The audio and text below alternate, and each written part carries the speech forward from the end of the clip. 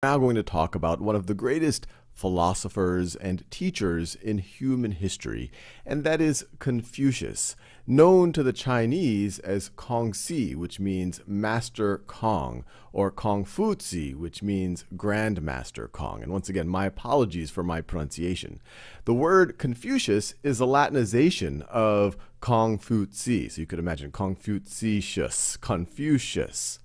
Now, what's interesting about Confucius is he grew up in a time when China was getting more and more divided. In other videos, we talked about the Zhou dynasty, which begins at the very end of the second millennium.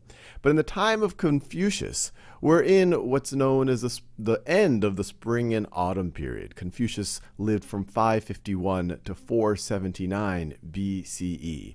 And we're ending the spring and autumn period, and we're getting into the period of the warring states. So even in the time of Confucius, there was more and more tension between states. People felt less confident in the central government. And as we'll see, in this late spring and autumn period, and especially as we get into this really violent period known as the Warring States period, a lot of philosophers started to arise, and philosophies began to arise because people were struggling with these questions of what is the role of the state? What does it mean to be a good person? How does humanity fit in with the cosmic order? Now, what's interesting about Confucius is by his own account, he says that he didn't come up with anything new. It's more of him trying to resuscitate or rejuvenate some of the traditions of the past. Most historians would give him more credit, even though Confucius does look to the early Zhou dynasty for a lot of his inspiration, and he looks to a lot of the traditions of the ancestors.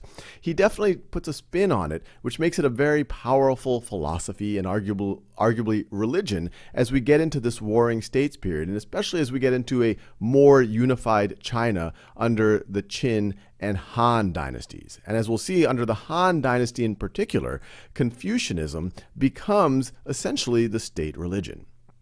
Now, to get a sense of what Confucius preached, and his life, he spent most of his life both teaching and preaching. A lot of people compare him to Socrates, even though he predates Socrates. And simultaneously, he was also building a career as a civil servant.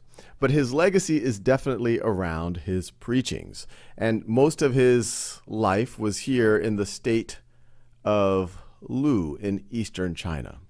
So there's three general themes that you could talk about Confucius's teachings. I encourage you to go look at his Analects. They're quite interesting to get many, many more of them.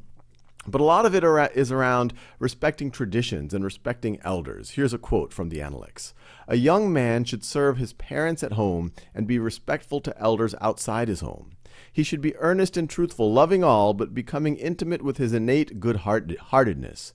After doing this, if he has energy to spare, he can study literature and the arts." And there's a lot of talk of if someone is to be a good citizen, they need to be a good child first. They need to be a good son. Now, he also talks about what does it mean to be a just ruler. "If you control people by punishment, they will avoid crime, but have no personal sense of shame. If you govern them by means of virtue and control them with propriety, they will gain their own sense of shame and thus correct themselves." And as we'll see, morality and ethics plays a huge role at a personal level and also as a state level to Confucius. And we'll talk about other philosophies where that might not be as strong of a sense. Now, another very big theme to Confucius was looking to yourself. Through self-improvement, you can be a better citizen, a better child, a better ruler. "Real knowledge is to know the extent of one's ignorance. Learning without thought is labor lost. Thought without learning is perilous. When you see someone of worth, think of how you may emulate. When you see someone unworthy, examine your own character." I like that one in particular. "Do not impose on others what you yourself do not desire." So a very close statement to the golden rule. Now, as I mentioned, Confucius and Confucianism was not alone in this period of the spring and autumn period, and especially as you get into the Warring States period.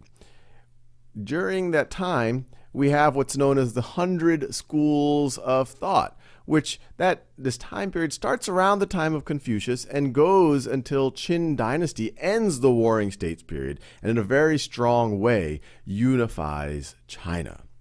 Now, we already talked about Confucianism, which talks a lot about ethics, but its goal, remember, Confucius himself was a civil servant. He was an administrator. He thought a lot about what does it mean to be a just ruler. So it definitely touches on the practical to a good bit. Now, many people say it's an ethical system, but many would also consider it a religion because it does touch on the metaphysical, the notions of heaven, and it borrows a lot from China's past. Now, other samples of the 100 schools of thought, especially ones that have had a significant role on China's history and even modern China, include the legalists. The legalists have a strong pragmatism. They are dismissive of the Confucian notion of strong internal ethics and that will guide people and rulers. Legalists are much more about, look, we need a strong, orderly, central state. We need to do whatever it takes, and it might be clamping down on people hard in order to have stability, in order to have rule. And you can imagine the context in which this legalism is coming about. This is during the Warring States period, this incredibly violent period where the states in China are fragmented. And so you can imagine these people who are very realistic. They're like, look, we've had this Confucianism, we have these other philosophies, but we need strong, super centralized rulers. And it ends up being that legalist philosophy that wins the day as you have the emergence of the Qin dynasty in 221. And the Qin dynasty is what modern China is named after.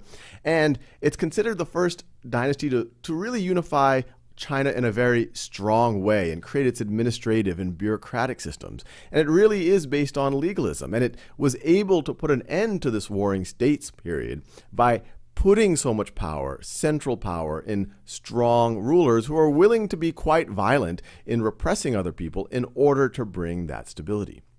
And it's notable that the emergence of the Qin is also considered the end of the 100 schools of thought, because the Qin, as part of that order, started persecuting many of the other forms of philosophy, including many of those that followed Confucius.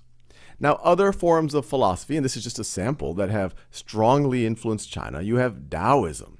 Taoism is, according to Taoist belief, comes from Lao Tzu. And the historical record of Lao Tzu isn't as clear as we have for Confucius, but it's believed that he lived around the same time. Some people view him as more of a legendary figure. But Taoism is much more concerned with the spiritual than Confucianism. You see quotes, the Tao is really the way. It's all about harmony with the universe. Free from desire, you realize the mystery. Caught in desire, you see only the manifestations, the Tao Te Ching. Now later on, Buddhism, it's interesting, Buddha lives at around the same time. Once again, his birth and date are under a little bit more contention as Confucius, and he lives in northeast India, Nepal area, and Buddhism really comes about in India, but it eventually makes its way into China, especially as we get into the first millennium CE. And in modern day China, a lot of the culture and the philosophy and the religion is a combination in particular of Confucianism most strongly, but also Taoism and Buddhism. But there are other philosophies. For example, Moism is a quite interesting one. I encourage you to look at it, but it's all about this notion of impartial love. It actually has a lot of similarities, parallels with the teachings of Jesus as told by the Gospels. But that notion was viewed somewhat impractical by many of the followers of Confucius, and especially the legalists. And Moism really didn't last much beyond the Qin dynasty. But one way to think about it is legalism allowed the Qin dynasty to really end the Warring States period and centralize China. But then that short-lived dynasty, as they transitioned to the Han took over the administrative structure and the stability of the Qin to a large degree. But then they made Confucianism really the state philosophy, and you could even say the state religion. And to appreciate the importance of Confucianism to Chinese culture, I'll leave you with this last quote by the historian Huston Smith. For though Confucius did not author Chinese culture, as we talked about, even Confucius says, I didn't invent anything, he was its supreme editor.